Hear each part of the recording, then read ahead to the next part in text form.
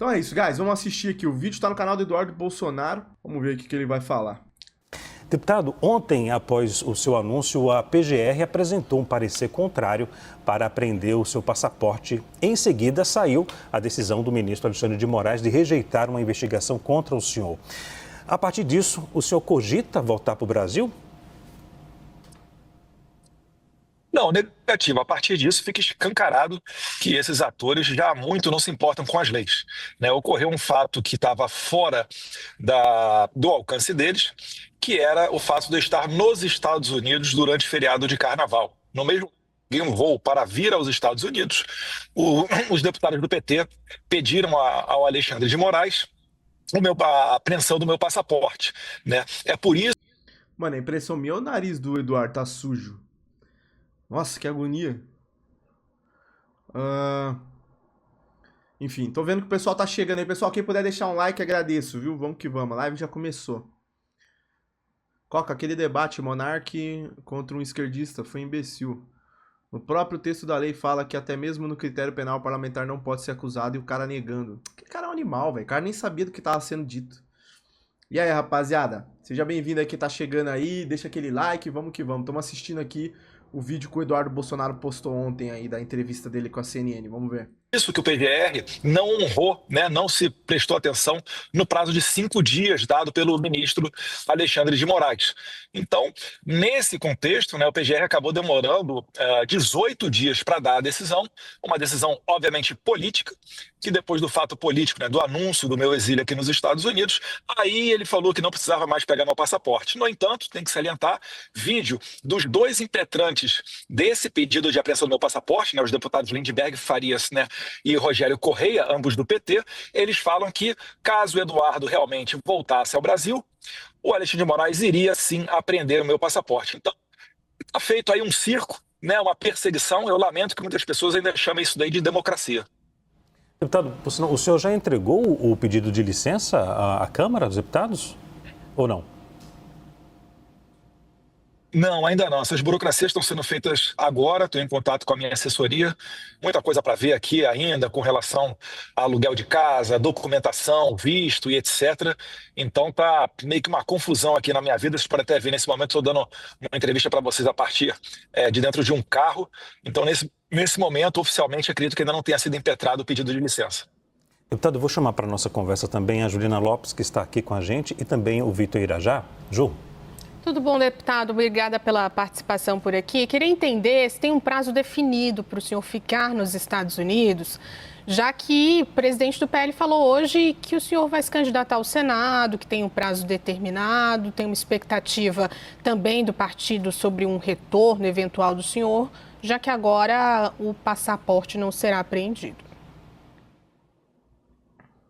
O prazo da licença, né, que eu estou entrando junto ao Congresso Nacional, é de 120 dias, mas eu acho muito difícil que durante esse período retorne ao Brasil. Porque para retornar ao Brasil com segurança, né, onde uma pessoa que não cometeu crime possa transitar, né, onde um parlamentar possa exercer o seu mandato, é imprescindível a saída do Alexandre de Moraes. Então, minha missão aqui nos Estados Unidos é fazer com que Alexandre de Moraes seja colocado no seu devido lugar, né, através de sanções. Caralho, mano, esse bagulho no nariz do Eduardo tá foda de ignorar, velho. Porra.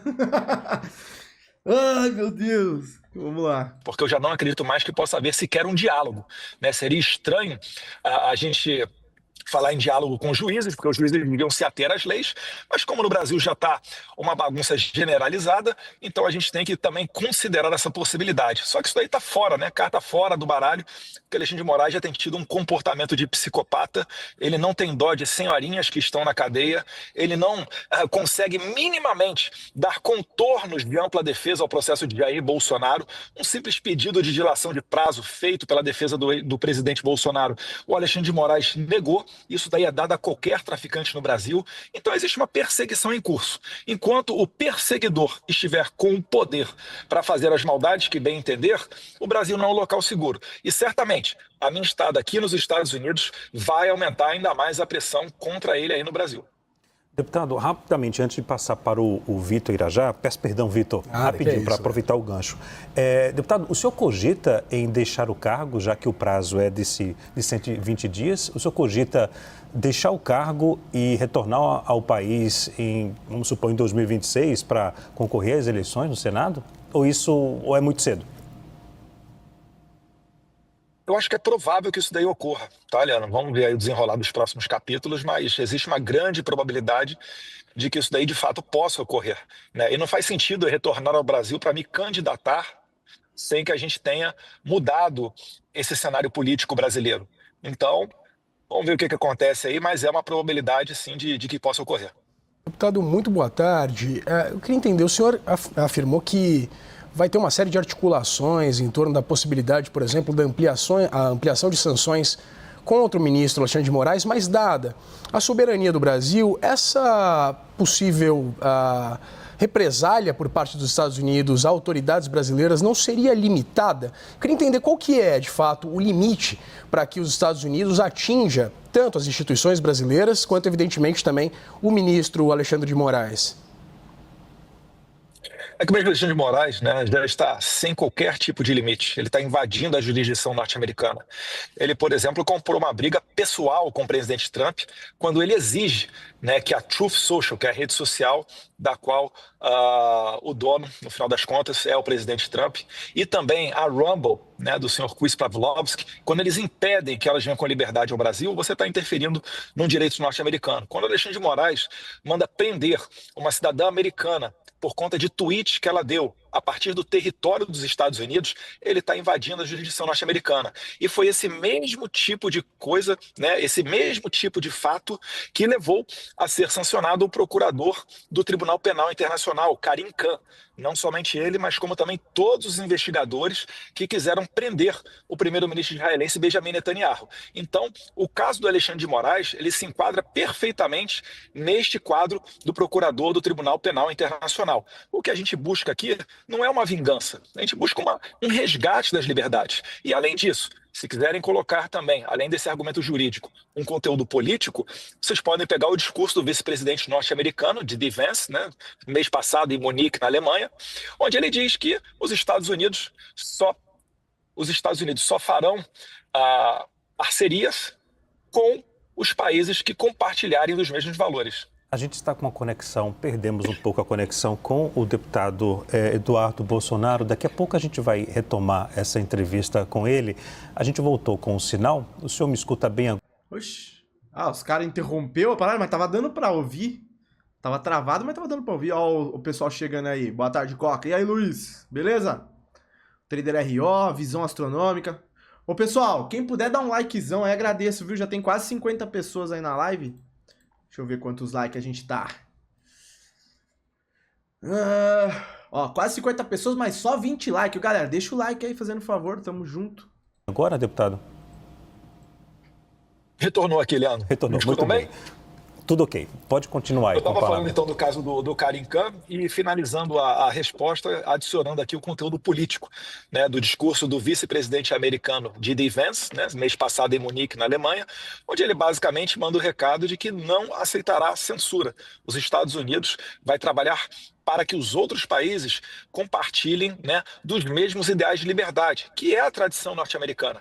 Os Estados Unidos é conhecido por exportar, né, liberdade, democracia, é o lar de vários exilados cubanos, venezuelanos, iranianos, e assim eles pretendem permanecer. Só não foi assim nos últimos 4 anos, durante o governo Biden, onde eles exportaram censura e doutrinação ideológica, principalmente através da USAID, da NED e da Atlantic Council, fazendo uso, inclusive, de dinheiro do pagador de impostos americano. Então, deputado, mas na verdade era isso que eu queria entender, qual a limitação do ponto de vista de ação institucional dos Estados Unidos. Evidentemente que do ponto de vista político há uma série de iniciativas que podem, né, ser feitas, articuladas, o senhor tem essa penetração junto a lideranças da direita aí nos Estados Unidos, porém, eu queria entender do ponto de vista institucional, quais seriam, de fato, as prerrogativas dos Estados Unidos para atingir as instituições aqui no Brasil, evidentemente a economia, por exemplo, as relações comerciais e diplomáticas. Olha, com relação às relações comerciais e diplomáticas, o Donald Trump está aplicando a reciprocidade, né? É notório que os Estados Unidos, né, ao entrar em produtos estrangeiros em solo americano, eles têm uma tarifa muito menor do que quando ocorre o contrário. Se a gente pegar, por exemplo, o Brasil, um produto americano que entra no Brasil paga muito mais imposto do que um produto brasileiro entrando nos Estados Unidos. Então, na questão tarifária, né, na questão comercial, ele está falando basicamente em corrigir esse tipo de situação. E, mais uma vez, no caso de soberania, os Estados Unidos têm a soberania dele. Quem é Alexandre de Moraes para mandar prender uma americana? Quem é Alexandre de Moraes para chutar uma empresa como a X e congelar os ativos da Starlink, sendo que o Elon Musk nem é dono da Starlink, ele tem um pouco mais do que 40%. Nossa, isso aqui é um absurdo do tamanho do planeta Terra e não se vê falando muito sobre isso. Literalmente, o Alexandre de Moraes, só porque o X não estava cumprindo com as ordens completamente sem sentido do imperador brasileiro, ele decidiu bloquear os ativos de outra empresa que tinha nada a ver com a história. E tem gente que bate no peito pra falar, o Brasil é democracia, faz muito sentido isso daí, pô. Meu Jesus amado, é absurdo ter que reouvir essa história. Jesus Cristo. Das ações da empresa. Então, o Alexandre de Moraes está abusando e desrespeitando a soberania americana, né? Eu acho que o Trump, ele não é um presidente que veio para ser um presidente morno. Ele veio, e eu falei lá no passado, se o Alexandre de Moraes expulsar empresas americanas do Brasil, com o Trump, isso daí vai ser visto, né, como uma atitude de guerra comercial. Porque o que vai chegar aqui fora não é o Alexandre de Moraes, é o Brasil. Inclusive, já muito você percebe, né, o governo Lula trabalhando, né, jogando casado com o Alexandre de Moraes, e o governo Lula também não para de criticar o Trump.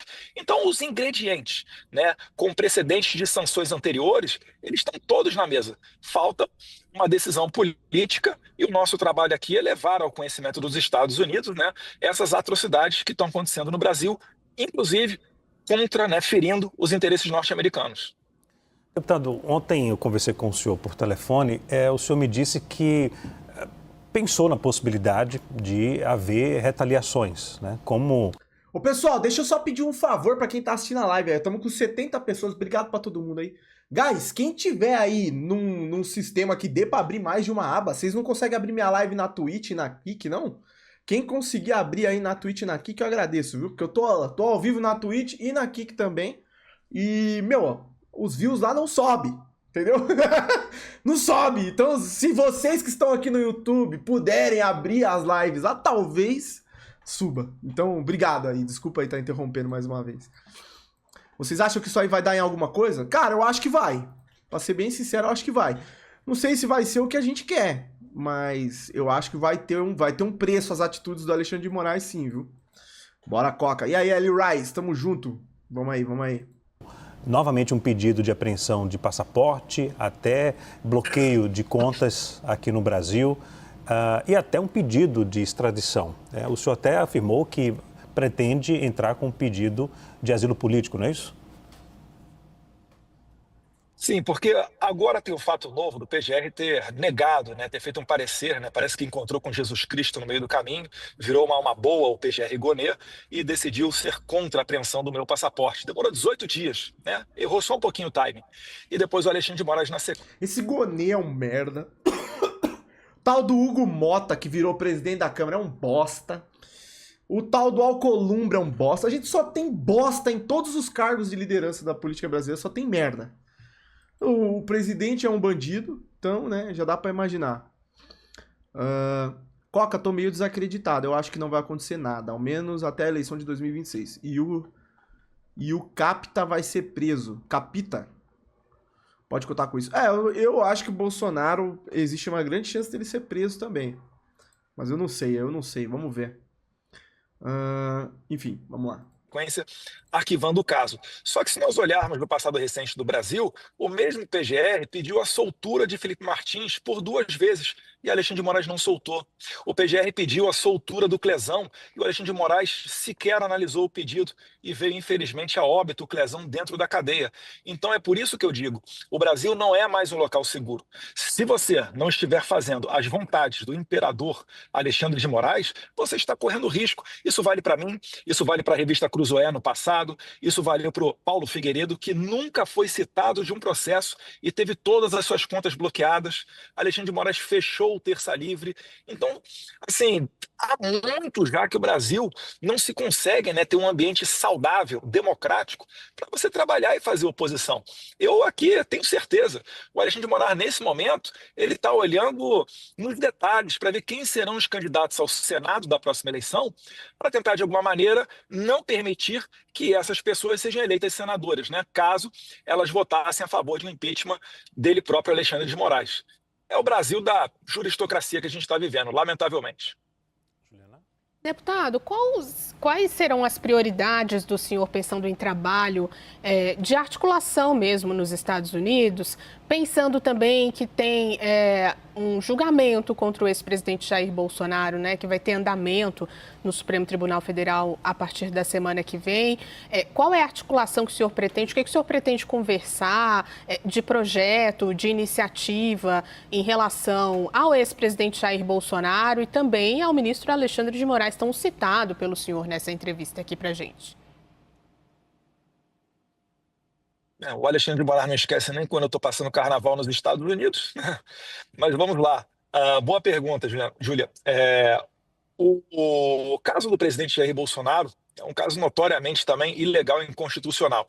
Né? Um momento que ele não estava no Brasil, que ele não era mais presidente, e quando aconteceram aqueles fatos do Rio de Janeiro, ele estava tuitando, falando para as pessoas não fazerem aquele tipo de coisa. Então querem colocar ele para dentro de um processo sem ter uma testemunha, né? Tem o Cid, que foi coagido durante a prisão, várias versões, são cerca de 11 versões dadas pelo Cid, onde ele foi ouvido pelo próprio juiz e a lei brasileira impede, anula, na verdade, uma delação premiada em que ocorra a participação do juiz.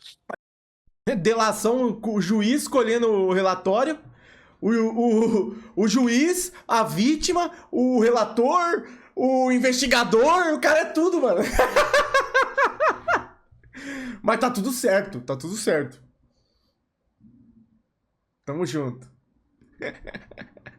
Mas, mais uma vez, como estamos falando do todo-poderoso Alexandre de Moraes, para ele a lei não se aplica. Então aqui a gente escracha nos detalhes, né, mostra todas as situações que estão ocorrendo no Brasil. É complicado até para o estrangeiro entender esse tipo de coisa, mas, ao mesmo tempo, eles não duvidam, porque o Trump sofreu essa lawfare. Ele sofreu com esse ativismo judicial. Então é perfeitamente sabido o quanto profundo pode ir essa perseguição.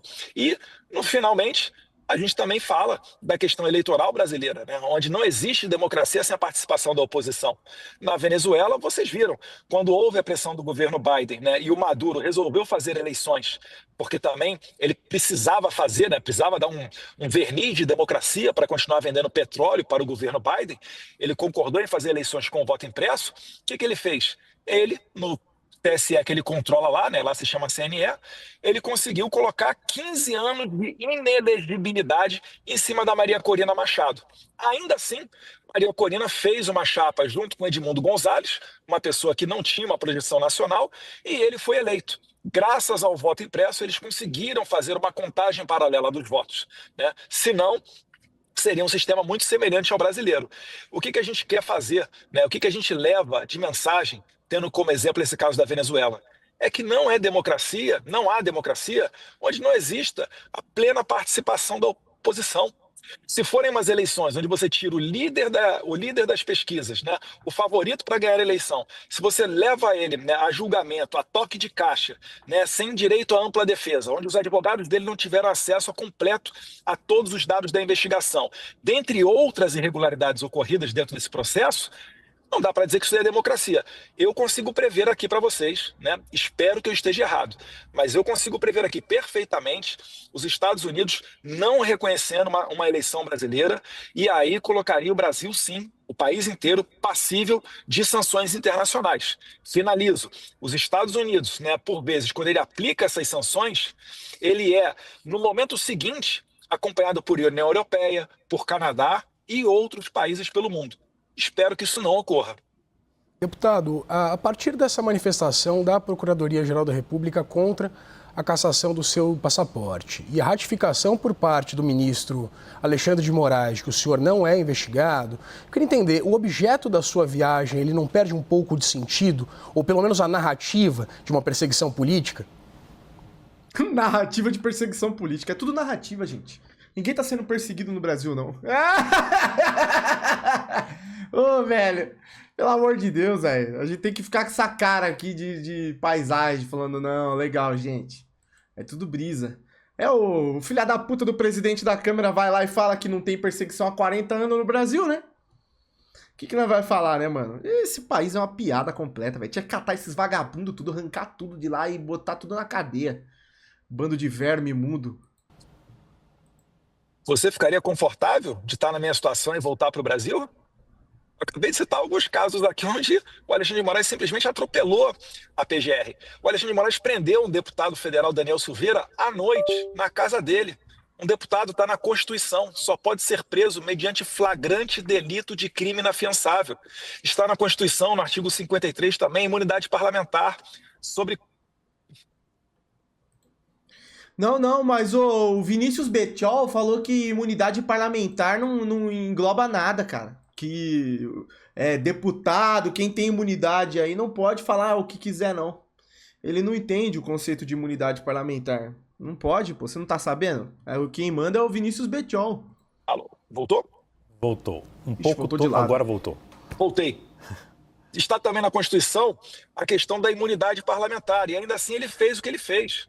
Só haverá tranquilidade no Brasil para se exercer o livre, né, o pleno exercício da função parlamentar quando Alexandre de Moraes sair da Suprema Corte ou realmente ele tiver algo mais forte para colocar ele no devido lugar dele. É por isso que eu estou aqui fora, né? Eu estou aqui trabalhando para resgatar essa normalidade perdida no Brasil. Ok, deputado, deixe-me fazer duas perguntas rapidamente. Primeiro, vou refazer a pergunta mais direta que eu fiz lá atrás. Se o senhor cogita mesmo deixar o cargo de deputado federal em definitivo, permanecendo aí nos Estados Unidos até a próxima eleição, em 2026. Se o senhor cogita deixar o cargo em definitivo após os 120 meses. Olha o cara no chat aqui falando que o Eduardo Bolsonaro fugiu pra gringa porque ele correu. Porque ele sabe que ele fez crimes de rachadinha e lavagem de dinheiro.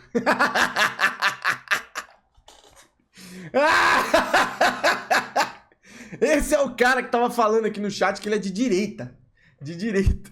Meu irmão, se rachadinha prendesse alguém, o Janones estava preso. Por que o Janones não tá preso? Por que o Janones não perde o cargo?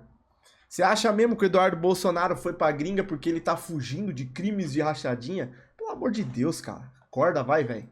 Na moral, ter que ler uns bagulho desse no chat aqui na minha live ainda significa que esse cara... É que esse cara deve ter entrado na live hoje, né? Ele tá perdido aí. Não deve escutar nada, não sabe o que tá acontecendo. Porque pro cara falar uma bosta dessa daí, se diz de direita ainda... Vamos lá, guys. Só tá pouco tempo pra acabar aqui. Tamo com mais de 100 pessoas. Quem puder, deixa o likezão aí. Tamo junto. Sim, positivo. Passando pano. Mano, eu vou ignorar esse cara aqui. Vamos lá, gente. Vamos lá. Cogito, né? Eu só vou ter tranquilidade para retornar ao Brasil quando Alexandre de Moraes não for mais ministro da Suprema Corte ou estiver, né, sendo posto ele no devido lugar dele. Fora isso, não tenho a possibilidade de retornar ao Brasil. Eu não serei mais um inocente preso injustamente para ver, né, fazer a minha esposa me visitar num presídio e que os meus filhos cresçam sem a minha presença. Isso daí não é justiça, isso daí não é democracia. Deixe-me fazer rapidamente outra pergunta. A base do governo, alguns parlamentares aqui falam o seguinte, que a sua ida aos Estados Unidos é uma forma de desestabilizar o poder judiciário. O que o senhor tem a falar em relação a isso? E sobre a fala do presidente da Câmara, Hugo Mota, que em uma sessão solene, ele falou que não temos exilados políticos no Brasil.